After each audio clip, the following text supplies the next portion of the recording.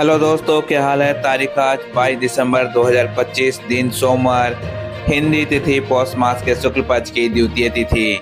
ये अब मुख्य समाचारों में बात करते हैं। देश भर की तमाम बड़ी खबरों पर एक नजर डालते हैं। हेलो दोस्तों, मैं आपका दोस्त सुरेंद्र हाजिर हूँ। देश भर की तमाम बड़ी खबरें, अंतर्राष्ट्रीय खबरें, खेल जगत से जुड़ी खबरें, मौसम संबंधी अपडेट, राशि फल संबंधी जानकारी। तो चलिए सबसे पहले नजर डालते हैं आज की प्रमुख सुर्खियों के ऊपर। चलिए फटाफट एक नजर डालते हैं आज के प्रमुख सुर्खियों के ऊपर। पीएम मोदी ने असम में सीएए का समर्थन किया, टीएमसी पर जंगल राज का आरोप लगाया। चलिए बढ़ते हैं अगली खबर की ओर। जेपी नड्डा ने यूपी में 2027 चुनाव के लिए एसआईआर अभियान तेज करने के निर्देश दिए। चलिए बढ़ते हैं अगली खबर के। सोनिया गांधी ने मनरेगा संशोधन को बुलडोजर हमला बताया। चलिए बढ़ते हैं अगली खबर को। दिल्ली में घना कोहरा और स्मॉग, विजिबिलिटी शून्य, फ्लाइट्स प्रभावित। चलिए बढ़ते हैं अगली खबर का। पूर्व अग्निवीरों को बीएसएफ कांस्टेबल पद पे 50% कोटा मंजूर। चलिए बढ़ते हैं अगली खबर की ओर। इसरो ने गगनयान मिशन के ड्रोग पैराशूट का सफल परीक्षण किया।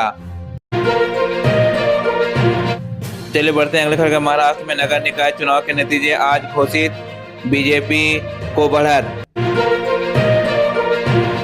चलिए बढ़ते हैं अगली खबर के। पंजाब में मनरेगा बदलावों के खिलाफ 30 दिसंबर को विधानसभा सत्र बुलाया। चलिए बढ़ते हैं अगली खबर। जेएनके में भारी बर्फबारी की चेतावनी, सीएम उमर अब्दुल्ला ने अलर्ट जारी किया। चलिए बढ़ते हैं अगली खबर का। यूपी एसटीएफ ने सहारनपुर में इनामी बदमाश सिराज अहमद को एनकाउंटर में मार गिराया। चलिए बढ़ते हैं अगली खबर के। इंदौर अंडरग्राउंड मेट्रो को केंद्र की मंजूरी, 10 लाख रोजगार सृजन। चलिए बढ़ते हैं अगली खबर। जनता की राय से बनेगा यूनियन बजट, 2026 प्री बजट प्रक्रिया शुरू। चलिए बढ़ते हैं अगली खबर। सुप्रीम कोर्ट ने राजस्थान सोलर प्रोजेक्ट्स पर रोक लगाई, गोडवान संरक्षण। चलिए बढ़ते हैं अगली खबर। रेलवे जनरल टिकट प्रिंट जरूरी नहीं, मोबाइल डिजिटल टिकट पर्याप्त। चलिए बढ़ते हैं अगली खबर की ओर। यूपी नए साल पे सड़क सुरक्षा के लिए सीएम योगी का 4E फार्मूला। चलिए बढ़ते हैं अगली खबर। असम के ट्रेन से 7 हाथियों की मौत, जांच शुरू। चलिए बढ़ते हैं अगली खबर की ओर। बांग्लादेश की सीमा पे हाई अलर्ट, घुसपैठ की आशंका। चलिए बढ़ते हैं अगली खबर के। हरियाणा हांसी नया जिला, बीएमसी चुनाव में कांग्रेस अकेले लड़ेगी। चलिए बढ़ते हैं अगली खबर। भारत का इलेक्ट्रॉनिक्स निर्यात 38% बढ़ा, $31 अरब पहुंचा। चलिए बढ़ते हैं अगली खबर। 25 दिसंबर को लखनऊ में पीएम मोदी राष्ट्र प्रेरणा स्थल का उद्घाटन करेंगे। चलिए खबरों में आगे बढ़ते हैं, एक नजर डालते हैं आज का प्रमुख खेल सुर्खियों के ऊपर। भारत अंडर 19 ने पाकिस्तान अंडर 19 के खिलाफ एशिया कप फाइनल में दुबई में टॉस जीता और पहले गेंदबाजी चुनी थी।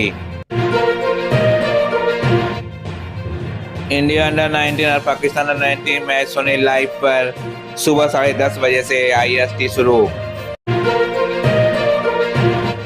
चलिए बढ़ते हैं अगली बड़ी खबर पर। भारत महिला और श्रीलंका महिला पहला T20 विशाखापट्टनम में शाम 7 बजे से जियो सिनेमा पे स्ट्रीमिंग। चलिए बढ़ते हैं अगली खबर के। सात्विक साईराज और रेन डिग्रीज और Chirag Shetty BWF world tour final semifinal में चीनी जोड़ी से हारे। चलिए बढ़ते हैं अगली खबर। दबंग दिल्ली ने प्रो कबड्डी लीग फाइनल में पुनेरी पल्टन को हराकर चैंपियन बनी। चलिए बढ़ते हैं अगली खबर। भारत ने कबड्डी वर्ल्ड कप लगातार दूसरी बार जीता, पीएम मोदी ने टीम को बधाई दी। चलिए बढ़ते हैं अगली खबर का। T20 वर्ल्ड कप 2026 के लिए भारत का 15 सदस्यीय स्क्वाड का ऐलान, ईशान किशन सरप्राइज रिटर्न। चलिए बढ़ते हैं अगली खबर को। Varun Chakravarthy ICC T20 ranking में नंबर 1 बॉलर बने, जसप्रीत बुमराह का 8 साल का पुराना रिकॉर्ड तोड़ा। चले बढ़ते हैं अगली खबर के ओर आईपीएल 2026 26 मार्च से शुरू, फाइनल 26 मई को। आरसीबी पिछले सीजन की चैंपियन। चलिए बढ़ते हैं अगली खबर के जोश इंग्लिश आईपीएल ऑक्शन में 8.6 करोड़ में बिके, लेकिन नॉट अवेलेबल स्टेटस के बावजूद। चलिए बढ़ते हैं अगली खबर का लियोनेल मेसी ने अनंत अंबानी के वांतारा का दौरा किया, हाथी के बच्चे से फुटबॉल खेला। चलिए बढ़ते हैं अगली खबर के विनेश फोगाट ने रिटायरमेंट से यू टर्न लिया, पेरिस ओलंपिक डिस्क्वालिफिकेशन के बाद वापसी। चलिए बढ़ते हैं अगली खबर के भारत ने स्क्वैश वर्ल्ड कप पहली बार जीता, ऐतिहासिक उपलब्धि। चलिए बढ़ते हैं अगली खबर के सचिन तेंदुलकर ने मेसी के भारत दौरे का खेल इतिहास का महत्वपूर्ण क्षण बताया। चलिए बढ़ते हैं अगली खबर के 10वें टाटा स्टील वर्ल्ड 25K में 23,000 प्लस धावक गुलबीर सिंह और संजीवनी जॉर्डन पे नजरें। चले बढ़ते हैं अगली खबर, कपिल देव का बयान, गौतम गंभीर कोच नहीं मैनेजर हैं, इंटरनेशनल कोचिंग की जरूरत नहीं। चले बढ़ते हैं अगली खबर के तिलक वर्मा ने सूर्य कुमार यादव की खराब फॉर्म पे कहा, बस एक पारी का इंतजार। चले बढ़ते हैं अगली खबर का, विराट कोहली और ऋषभ पंत विजय हजारे ट्रॉफी में लौटेंगे। चले बढ़ते हैं अगली खबर, फीफा वर्ल्ड कप 2026 विजेता को $50 मिलियन प्राइज मनी मिलेगी। चले खबरों में आगे बढ़ते हैं, खबरों को देखते हैं विस्तार से। कौन है समीर मिन्हास जिन्होंने अंडर 19 एशिया कप में भारत के खिलाफ जमाए शानदार शतक। क्रिकेट परिवार से है नाता। भारत और पाकिस्तान के बीच दुबई में इस समय अंडर 19 एशिया कप का फाइनल मुकाबला खेला जा रहा है। रविवार को खेले जाए इस मुकाबले में भारत ने टॉस जीतकर पहले गेंदबाजी करने का फैसला किया, लेकिन भारतीय कप्तान आयुष महात्रे के इस फैसले के बीच पाकिस्तान के स्टार समीर मिन्हास आ गए। पाकिस्तान की ओर से ओपनिंग करने उतरे समीर मिन्हास ने भारत के खिलाफ बेहतरीन बल्लेबाजी की। शुरुआत में समीर मिन्हास ने अच्छी गेंदों को इज्जत दी, लेकिन कुछ ही देर में बाद उन्होंने बैटिंग का गियर बदला। समीर ने तेज बल्लेबाजी शुरू की। समीर के बदौलत पाकिस्तान की टीम बड़े स्कोर की ओर बढ़ती नजर आ रही है। समीर ने मात्र 71 गेंदों में शानदार शतक जमाए, जिसमें 12 चौके और 4 शानदार छक्के भी लगाए। समीर ने दूसरा सबसे तेज शतक जमाया। समीर के शानदार शतक के दम पे पाकिस्तान ने इस खिताबी मुकाबले 29 ओवर में 2 विकेट के नुकसान पे 193 रन बना चुका था। समीर की बल्लेबाजी के दम पे लग रहा है कि भारत को ट्रॉफी जीतने के लिए बड़ा स्कोर चेज करना होगा। मलेशिया के खिलाफ भी जमाया था शतक। इससे पहले पाकिस्तान के समीर मिन्हास ने मलेशिया के खिलाफ 177 रनों की पारी खेली थी। उन्होंने अपनी पारी में 11 चौके 8 छक्के लगाए थे। उनकी इस पारी की मदद से पाकिस्तान ने मलेशिया के खिलाफ बड़ी जीत हासिल की थी। पाकिस्तान क्रिकेट टीम की नई उम्मीद बनी समीर मिन्हास पाकिस्तान क्रिकेट टीम की नई उम्मीद बन चुके हैं। अंडर 19 एशिया कप में उन्होंने अपनी प्रतिभा का भरसक प्रदर्शन किया है। दाएं हाथ के यह बल्लेबाज पाकिस्तान के मुल्तान इलाके का रहने वाला है। समीर का जन्म 2 दिसंबर 2006 को हुआ था। समीर के भाई भी खेल चुके अंडर 19 क्रिकेट। समीर ने अपने परिवार क्रिकेट की दुनिया के नाम बनाने वाले दूसरे शख्स हैं। समीर के भाई अराफात मिन्हास पाकिस्तान के लिए अंडर 19 क्रिकेट खेल चुके हैं। वह 2024 में वर्ल्ड कप में टीम का हिस्सा थे। चले बढ़ते हैं अगली खबर के, सुमन गिल के साथ सेलेक्टर सूर्य कुमार यादव को भी बाहर करने वाले थे। किसने बचाया और किस वजह से मिला जीवन दान। भारतीय टीम के T20 विश्व कप फाइनल में सुमन गिल के खराब फॉर्म की वजह से मौका नहीं दिया गया। वहीं फैंस के दिमाग में ये सवाल चल रहा था कि सूर्य कुमार यादव को गिल जैसा खेल दिखाने के बाद कैसे चुना गया। हालांकि जवाब भी सबको पता है कि वर्ल्ड कप जैसे बड़े टूर्नामेंट से ठीक पहले चाहे फॉर्म जैसा भी हो, कप्तान को बाहर नहीं किया जाता। कप्तानी ही शायद एकमात्र वजह थी जिससे सूर्य कुमार यादव को भारत की T20 वर्ल्ड कप 2026 के चुनाव में रखा गया है।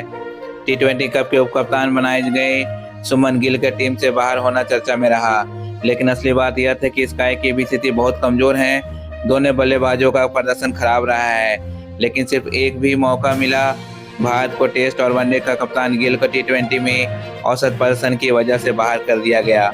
15 पारियों में उन्होंने 291 रन बनाए। स्ट्राइक रेट 137 से थोड़ा ज़्यादा रहा, जहां जो T20 में काफ़ी नहीं माना गया। सूर्य कुमार यादव का रिकॉर्ड भी खराब है। भारत के T20 कप्तान ने इस साल 19 पारियों में सिर्फ 218 रन बनाए हैं। स्ट्राइक रेट 123.2 का रहा, जो उनके कैरियर का सबसे खराब दौर है। फिर भी गिल की जगह स्काई भी टीम में बने रहे। पीटीआई की रिपोर्ट के मुताबिक कप्तानी की वजह से उन्हें मौका मिला, फॉर्म की वजह से नहीं। रिपोर्ट में कहा कि स्काई को कप्तान होने की वजह से टीम में रखा गया है, जबकि गिल को बाहर होना पड़ा क्योंकि उनका खेल अभिषेक शर्मा जितना प्रभावशाली नहीं था। साफ है कि कप्तानी में सूर्यकुमार यादव को थोड़ा वक्त दिया है, बस और कुछ नहीं, मौका भी ज्यादा नहीं है। उसी रिपोर्ट में साफ चेतावनी दी गई कि गौतम गंभीर की टीम में रन बनाना जरूरी है। जो भी गंभीर का जानता है उसे पता है कि उनके लिए जीतना सब कुछ है, और आज गिल बाहर हुए हैं, कल सूर्या भी बाहर हो सकते हैं। रिपोर्ट में कहा गया कि गिल के बाहर होने के बाद चयनकर्ताओं ने संजू सैमसन पर भरोसा जताया है और उन्हें टीम में रखा है। सैमसन ने दक्षिण अफ्रीका के खिलाफ 5वें टी20 में 22 गेंदों में 37 रन बनाकर चयन को सही साबित किया। चयनकर्ताओं का संदेश साफ है कि इस भारतीय टीम का सिर्फ नाम से कोई सुरक्षित नहीं है, कप्तानी भी नहीं। फिलहाल कप्तानी सिर्फ फैसला टाल रही है। चलिए बढ़ते हैं अगली खबर की ओर। दो भाई दोनों तबाही। 148 साल के क्रिकेट इतिहास में पहली बार हुआ ये कारनामा। ओपनर्स ने लगाई शतकों की झड़ी। न्यूजीलैंड के सलामी बल्लेबाज टॉम लैथम और डेवन कॉनवे ने इतिहास रच दिया है। 148 साल के क्रिकेट के इतिहास में पहली बार टेस्ट के दोनों ओपनर्स ने शतक जड़ा। एक पारी में दोनों ओपनर्स का शतक जड़ना कोई बड़ी बात नहीं, लेकिन दोनों सलामी बल्लेबाजों को टेस्ट के दोनों पारियों में 100 का आंकड़ा पार करना सही मायने में काफी बड़ी उपलब्धि है। वेस्ट इंडीज के खिलाफ सीरीज के तीसरे टेस्ट में न्यूजीलैंड के दोनों बल्लेबाजों ने शतकों की झड़ी लगा दी। टॉम लैथम और डेवन कॉनवे ने किया बड़ा कारनामा। वेस्ट इंडीज के खिलाफ सीरीज के तीसरे टेस्ट मैच में न्यूजीलैंड की पहले बल्लेबाजी की। कप्तान टॉम लैथम और डेवन कॉनवे ने ओपनिंग करने आए। दोनों के बीच 323 रनों की इस बेहतरीन साझेदारी देखने को मिली। टॉम लैथम ने 246 गेंदों का सामना करते हुए 15 चौके 1 छक्के के साथ 137 रनों की बेहतरीन पारी खेली। लैथम के आउट होने के बाद भी डेवन नहीं रुके। उन्होंने 367 गेंदों में 31 चौके और 227 रन बनाए। पहली पारी में दोनों ही सलामी बल्लेबाजों ने 100 का आंकड़ा पार किया। दूसरी पारी में भी टॉम लैथम और डेवन कॉनवे का दबदबा देखने को मिला। न्यूजीलैंड के पास 155 रनों की बढ़त थी और दूसरी पारी में तेज गति से रन बनाए थे। टॉम लैथम और डेवन कॉनवे ने बड़ी तरह से शुरुआत की। कप्तान लैथम ने 130 गेंदों में 101 रनों की शानदार पारी खेली, जिसमें उन्होंने 9 चौके 2 छक्के लगाए। उनके साथ ही डेवन कॉनवे ने 149 गेंदों में 8 चौके 3 छक्के की मदद से 100 रन बनाने में सफल हुए। किवी ओपनर से दोनों पारी में 100 का आंकड़ा पार किया और 148 साल के क्रिकेट इतिहास में ऐसा पहली बार हुआ है। टेस्ट जीत के करीब न्यूजीलैंड 3 टेस्ट मैचों की सीरीज में 1-0 के से आगे है और उन्होंने सीरीज अपने नाम करने के लिए 462 रनों के लक्ष्य का डिफेंड करना है।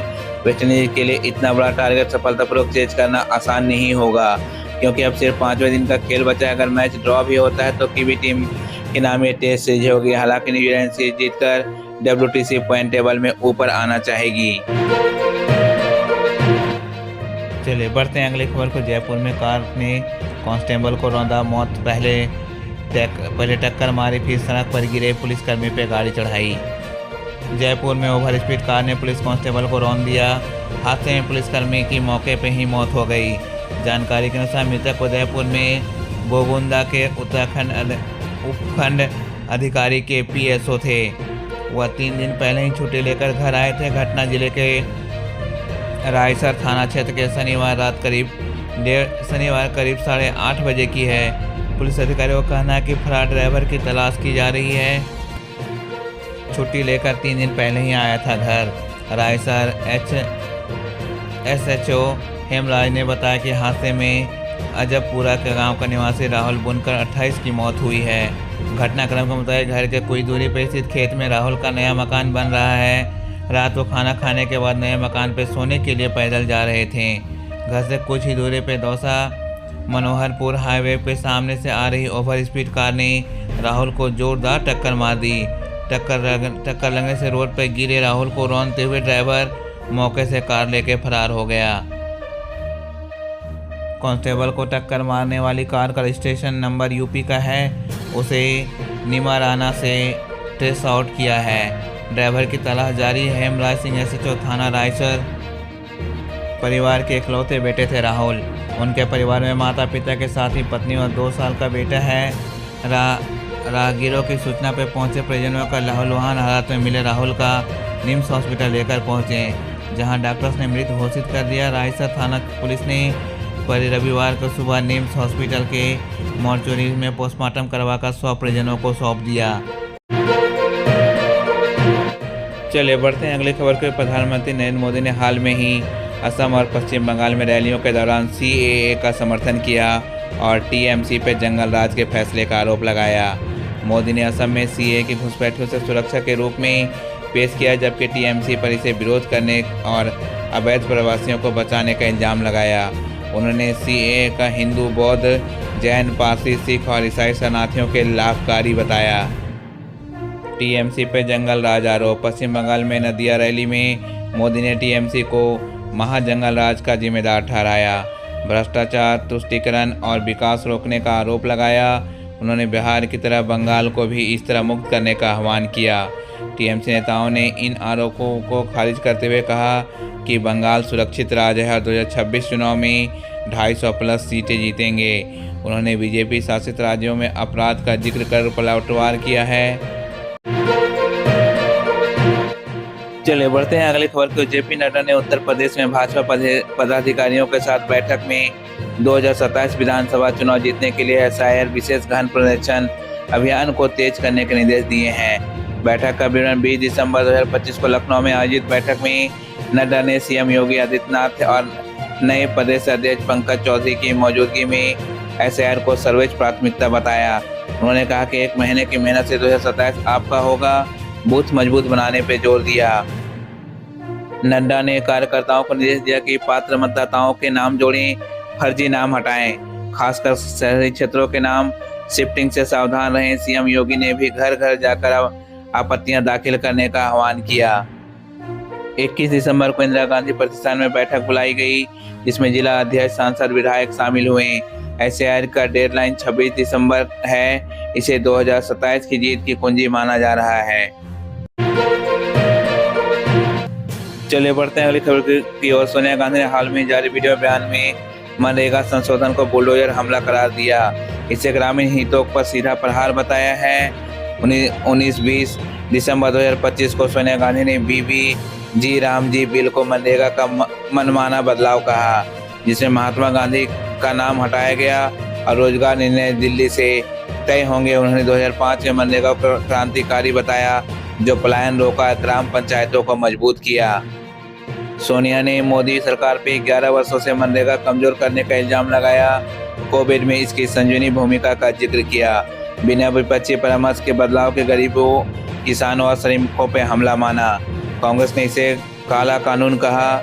सोनिया ने इसके खिलाफ लड़ाई की चेतावनी दी।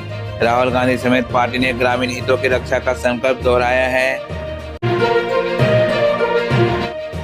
चलिए बढ़ते हैं अगली खबर को। दिल्ली में 21 दिसंबर 2025 को घना कोहरा स्मॉग ने देशता शून्य कर दी, जिससे हवाई अड्डे और उड़ानों का संचालन बुरी तरह से प्रभावित हुआ।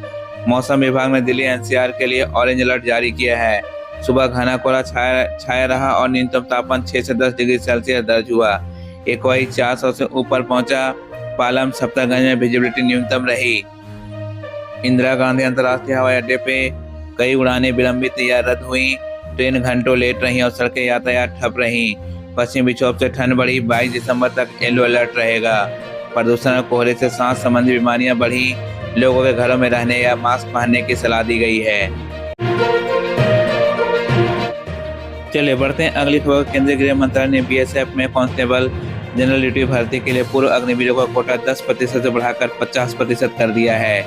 20 दिसंबर 2025 को जारी राजपत्र अधिसूचना में BSF साधारण ड्यूटी कैडर नियम 2015 में संशोधन किया गया।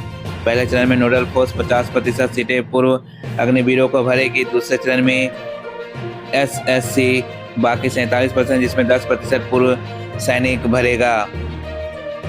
पूर्व अग्निवीरों का शारीरिक मानक परीक्षा PST और दक्षता परीक्षा PET में छूट मिलेगी। साथ ही आयु में 5 वर्ष पहले बैच या 3 वर्ष की छूट। न्यूनतम योग्यता 10वीं पास या समकक्ष। यह फैसला अग्निपथ योजना के पूर्व सैनिकों को CAPF में रोजगार सुनिश्चित करता है। अन्य बलों में 10% कोटा बरकरार। चलिए बढ़ते हैं अगली खबर की ओर। इसरो ने गगनयान मिशन के क्रू मॉडल के लिए ड्रॉप पैराशूट का सफलतापूर्वक परीक्षण किया। यह परीक्षण 18-19 दिसंबर 2025 को चंडीगढ़ स्थित DRDO के टर्मिनल बैलिस्टिक्स रिसर्च लेबोरेटरी के रेल ट्रैक रॉकेट स्लेड सुविधा में आयोजित किया गया। यह श्रृंखलाबद्ध मानक परीक्षण विभिन्न उड़ान स्थितियों के लिए ड्रॉप पैराशूट को प्रदर्शन क्षमता और विश्वसनीयता की दृष्टि की पुष्टि करने के लिए किए गए। दोनों परीक्षणों के सभी पूर्व निर्धारित उद्देश्यों को पूरा किया, जो गगनयान की गति मंथन प्रणाली में योग बनाने की दिशा में महत्वपूर्ण कदम है। गगनयान क्रू मॉडल की गति मंथन प्रणाली में कुल 10 पैराशूट शामिल है, जिसमें ड्रॉप पैराशूट प्रारंभिक स्थितिकरण के लिए महत्वपूर्ण है।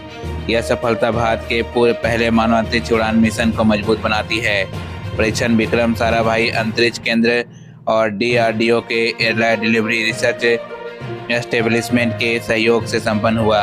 इससे मिशन गगनयान के पैराशूट सिस्टम की योग्यता की एक कदम आगे बढ़ गई है। चलिए खबरों में आगे बढ़ते हैं, एक नजर डालते हैं आज की 10 बड़ी अंतर्राष्ट्रीय खबरों के ऊपर। जर्मनी के मैग्डेबर्ग में क्रिसमस मार्केट पर कार हमला, 2 की मौत, 60 घायल, चालक गिरफ्तार। चलिए बढ़ते हैं अगली खबर के। रूस ने यूक्रेन के हमलों को जवाब देते हुए लॉन्ग रेंज मिसाइल दागी। चलिए बढ़ते हैं अगली खबर की ओर। यूक्रेन ने 1 जनवरी 2025 से रूसी गैस का ट्रांजिट बंद करेगा। चलिए बढ़ते हैं अगली खबर की ओर। अमेरिका ने मिस्र को $5 अरब का हथियार बेचने की मंजूरी दी। चलिए बढ़ते हैं अगली खबर की ओर। नासा इसरो का NIS सैटेलाइट मार्च में लॉन्च होगा। चलिए बढ़ते हैं अगली खबर की ओर। बांग्लादेश में छात्र नेता की हत्या पर UN ने शांति की अपील की, विरोध प्रदर्शन जारी।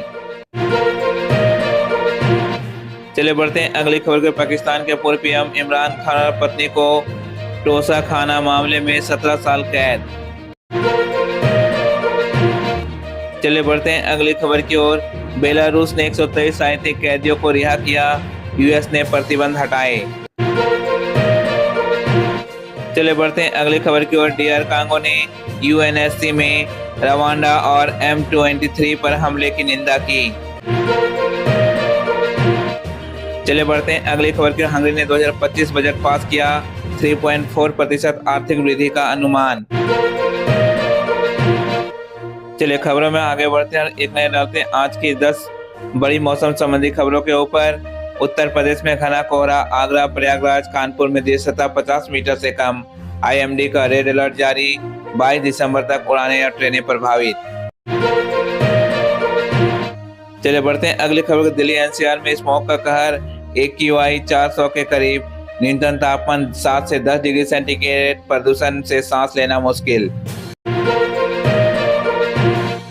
चलिए बढ़ते हैं अगली खबर को। नया पश्चिमी विक्षोभ सक्रिय, 21 से 25 दिसंबर तक हिमालय में हल्की बारिश, बर्फबारी, मैदानी इलाकों में शीतलहर बढ़ेगी। चलिए बढ़ते हैं अगली खबर को। हिमाचल उत्तराखंड में बर्फबारी, ऊंचाई वाले इलाके में आज हल्की बर्फबारी, शिमला में snow party, mood Solan 24.5 degree centigrade सबसे गर्म। चलिए बढ़ते हैं अगली खबर। झारखंड बिहार में ऑरेंज अलर्ट, बर्फीली हवाओं से गलन भरी ठंड, पंजाब हरियाणा में भी घना कोहरा जारी। चलिए बढ़ते हैं अगली खबर की ओर। दक्षिण भारत में विविध मौसम, मुंबई पुणे में बारिश, चेन्नई 28 डिग्री सेंटीग्रेड धूप, बेंगलुरु में 16.6 डिग्री ठंडी धूप, कोलकाता में उमस भरी 18 से 26 डिग्री सेंटीग्रेड। चलिए बढ़ते हैं अगली खबर को। जम्मू कश्मीर में भारी बर्फबारी, कश्मीर घाटी से 21 दिसंबर भारी बर्फबारी शुरू, लद्दाख प्रभावित, पंजाब में हल्की बारिश। चलिए बढ़ते हैं अगली खबर की। उत्तर भारत में कोल्ड वेव, दिन गर्म लेकिन रातें रिकॉर्ड ठंडी, तापमान सामान्य से 3 से 7 डिग्री सेंटीग्रेड ऊपर, प्रदूषण चरम पे। चलिए बढ़ते हैं अगली खबर। IMD की यात्रा चेतावनी, कोहरे से वाहन सतर्क रहें, सैकड़ों उड़ानें रद्द, अगले 3 से 5 दिन कोहरा, शीतलहर बरकरार। चलिए बढ़ते हैं अगली खबर। किस्मत पर कड़ाके की सर्दी, 25 दिसंबर तक बारिश कम, लेकिन उत्तर मध्य भारत में सर्द हवाएं, नए साल पर भी तेज ठंड। चलिए खबरों में आगे बढ़ते हैं और एक नजर डालते हैं आज के सभी राशियों के राशिफल के ऊपर। सबसे पहले हम बात करते हैं मेष राशि की। पॉजिटिविटी और कॉन्फिडेंस बरकरार रहेगा। कार्य क्षेत्र में सफलता मिलेगी। स्वास्थ्य अच्छा रहेगा, लेकिन जल्दबाजी से बचें। आज के लिए आपका शुभ रंग है लाल और आज के लिए आपका शुभ अंक है 9। चलिए बढ़ते हैं अगली राशि को, वृषभ राशि की ओर। सामाजिक प्रभाव पड़ेगा। पिता से सहयोग मिलेगा। बिजनेस से लाभ। कंधे कमर दर्द संभव। संतुलित आहार लें। आज के लिए आपका शुभ रंग है हरा और आज के लिए आपका शुभ अंक है 6।